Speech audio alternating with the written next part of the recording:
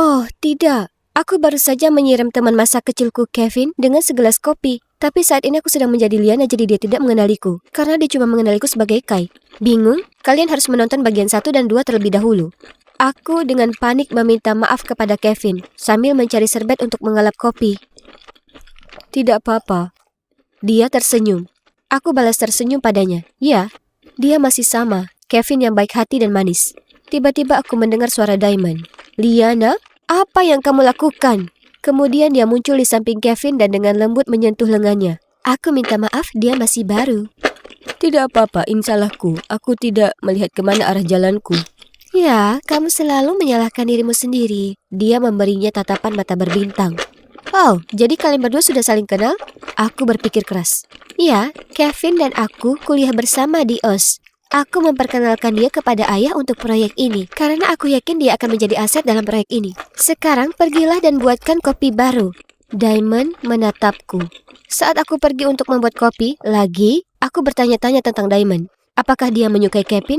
Oh tidak, gadis manipulatif itu tidak pantas mendapatkan pria manis seperti dia. Kemudian pada hari itu, kami mengadakan meeting di mana ayahku memperkenalkan Kevin sebagai pemimpin proyek. Kevin kemudian mengucapkan terima kasih dan mulai berbicara tentang visinya untuk proyek ini. Dan terlihat jelas bagaimana semua cewek di ruangan itu tidak bisa mengalihkan pandangan darinya, termasuk Diamond.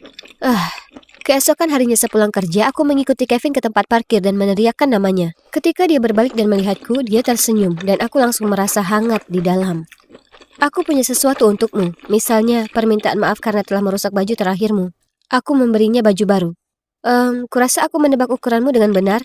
Terima kasih, kamu benar-benar tidak perlu melakukan ini. Dia tampak tersanjung saat mengambilnya dariku. Ya, ukurannya sudah pas. Luar biasa. Komentarnya membuatku tersenyum sendiri. Hidup sebagai anak laki-laki selama bertahun-tahun setidaknya membuatku memahami ukuran badan mereka. Aku melambaikan tangan padanya dan mulai berjalan pergi, tapi dia berteriak. Tunggu, apa aku boleh mengetahui nomor teleponmu? Pastinya. Mukaku memerah sekali saat itu. Dan setelah itu kami mulai saling mengirim pesan, dan setiap kali ponselku berbunyi memperlihatkan namanya, aku mendapati diriku melakukan gummy smile ini. Sayangnya aku tak bisa bertahan dalam gelembung cintaku dengan Kevin selamanya. Sebaliknya, aku harus menghabiskan hari-hariku diperintah oleh Diamond. Suatu kali, dia memerintahkanku untuk merevisi laporan yang sudah aku ulang 2 kali. Tiba-tiba Kevin berjalan mendekat, mengambil laporan itu dan berkata, "Oh, yang ini, kamu telah melakukan pekerjaan dengan baik. Tidak perlu mengubah apapun." Diamond tampak marah karena merasa diremehkan, dan aku tidak bisa menyembunyikan ekspresi sombongku. Ambil itu anak kecil yang suka memerintah itu. Setelah dia pergi, aku berterima kasih padanya karena telah membantuku. Tidak apa-apa. Hei, jangan terlalu memperhatikan perkataan Diamond. Dia cuma mau membuat ayahnya terkesan. Jika dia membuatmu mendapat masalah lagi, temui aku, oke? Betapa manisnya dia. Namun suatu sore aku berjalan ke dapur kantor untuk membuat minuman dan melihat Diamond dan Kevin sedang mengobrol serius. Saat melihatku, Diamond berkata kepadanya, "Maafkan aku Kevin, kamu perlu mengetahui kebenarannya." Lalu dia menatapku dengan angkuh saat dia melewatiku. Aku ingin tahu tentang apa itu. Tadinya aku hendak bertanya padanya, tapi sebelum aku sempat bertanya, dia pergi begitu saja tanpa melirik ke arahku. Oke, itu aneh, tapi mungkin dia hanya sibuk, kan? Malam itu aku mengirim pesan kepada Kevin dan menanyakan apakah dia ingin jogging di taman. Dia setuju, tetapi ketika dia muncul, dia hampir tidak bisa menatap mataku. "Kevin, ada apa?" Dia terdiam beberapa saat, lalu berteriak. "Kenapa? Kenapa kamu berbohong padaku? Diamond memberitahuku kalau kamu bertunangan dengan Kai.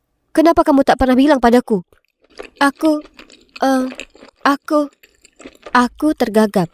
Tapi dia hanya bergumam lalu pergi.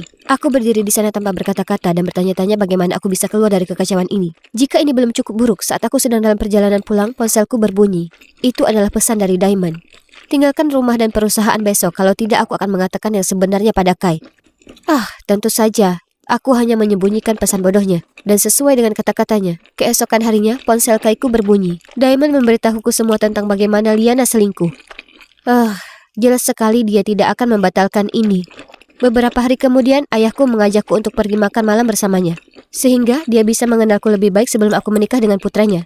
Aku pikir ini manis untuknya, jadi aku setuju. Selain itu, adalah kesempatan bagus untuk menguji keadaannya, mencari tahu apakah dia sudah siap menghadapi kebenaran. Kami berbasa-basi sambil menikmati hidangan pembuka. Lalu tiba-tiba ayah meletakkan garpunya dan bertanya kepadaku, "Bagaimana kabar Kai?"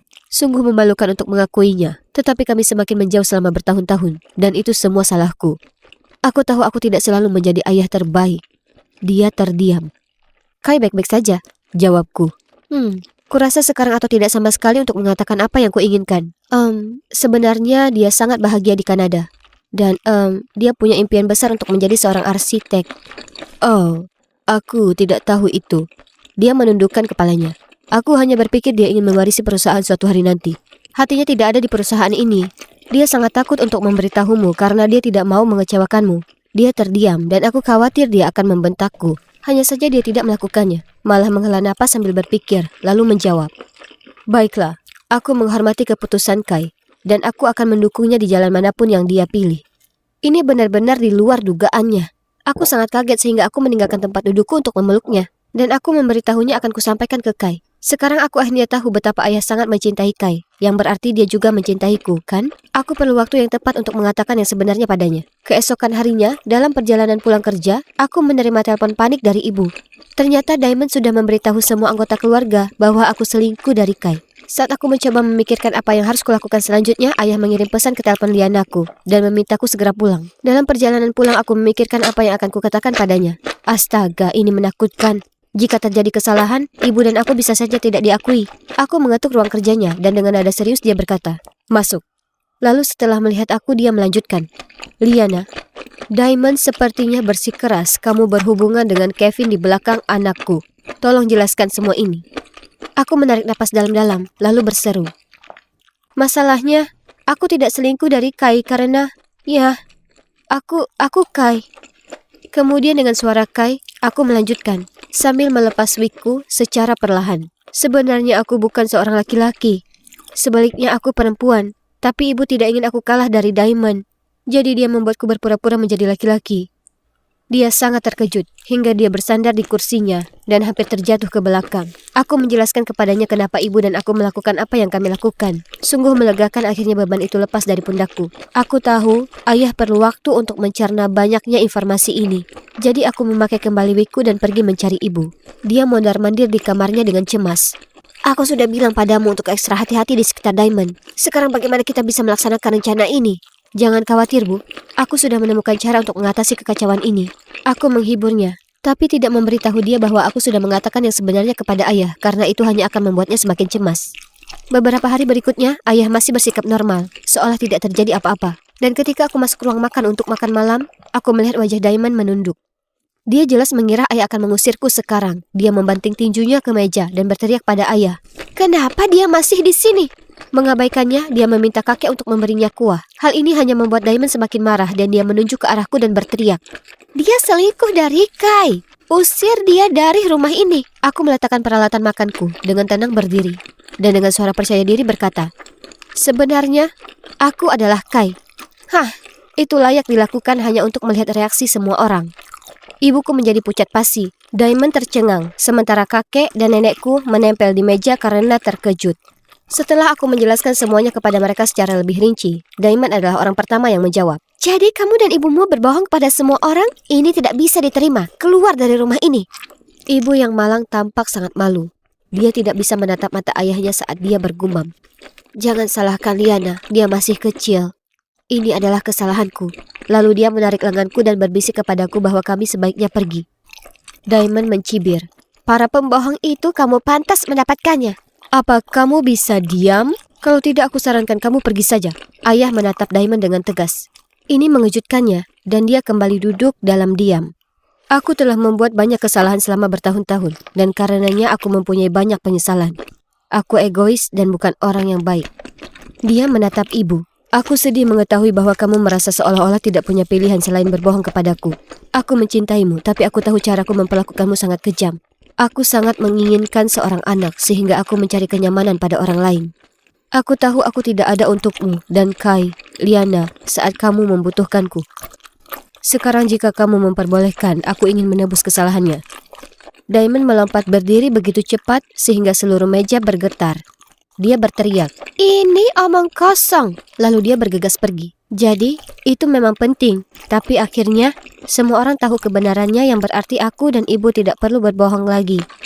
Dan yang terbaik dari semuanya, aku tidak perlu berpura-pura menjadi Kai lagi.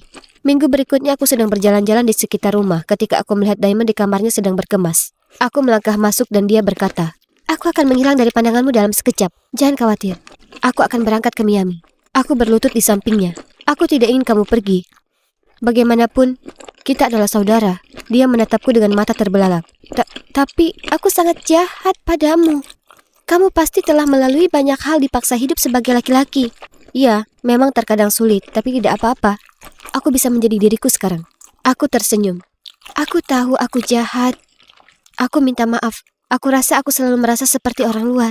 Aku tahu ibuku ingin aku mengklaim apa yang menjadi hakku. Dan aku merasa sangat tertekan karena aku bukan tandingan Kai.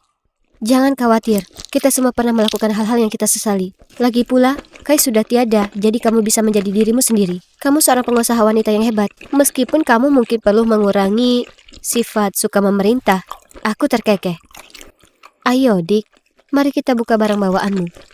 Ketika kami selesai, aku memeluknya dan berkata, "Oh, untuk Kevin, menurutku kita harus bersaing secara adil untuk mendapatkan hatinya." Dia tersipu. "Oh, tidak apa-apa. Dulu aku menyukainya, tapi dia hanya menganggapku sebagai teman. Selain itu, semua orang di perusahaan tahu bahwa kamulah yang dia sukai. Aku merasa senang karena kami telah menyelesaikan masalah. Sekarang aku hanya perlu menyelesaikan masalah dengan Kevin, dan aku punya ide yang tepat." Aku mengirim pesan padanya menyuruhnya menemuiku di hutan dekat sekolah lamanya. Lalu aku pergi dan menunggu di dekat pohon tempat kami dulu membangun sarang. Dia berjalan ke arahku, dengan ekspresi bingung di wajahnya. "Liana, bagaimana kamu tahu tentang tempat ini?" Dia duduk di sebelahku dan aku berkata, "Aku sering datang ke sini bersama sahabatku saat aku masih kecil. Dia anak yang manis. Dia tidak pernah menghakimi atau meragukanku. Aku selalu sedih karena tidak bisa mengucapkan selamat tinggal padanya." Aku bisa melihat pikiran Kevin berdetak kencang. Saat itulah aku melepas wigku, menyeka riasanku, lalu memberikannya setengah batang permen dan berkata, "Sudah lama sekali, tapi aku berhutang budi padamu." Dia menatapku dengan mulut ternganga. Kamu Kai? Dan Liana?" Aku berkata, "Ya, ini aku. Dua orang itu aku. Itulah kenapa aku selalu merasa sudah akrab denganmu. Ini sulit dipercaya." Dia melanjutkan, "Wow." Dia menatapku dengan mata berkaca-kaca. "Cuma, wow, ini gila. Aku sangat kesal saat kamu pergi dan sekarang ini dia." Saat dia sudah bisa mengatasi rasa terkejutnya, aku menceritakan padanya tentang hidupku dan alasanku berpura-pura menjadi laki-laki. Setelah itu, dia memelukku erat dan berkata, "Aku tidak akan kehilanganmu lagi, Liana. Aku mencintaimu."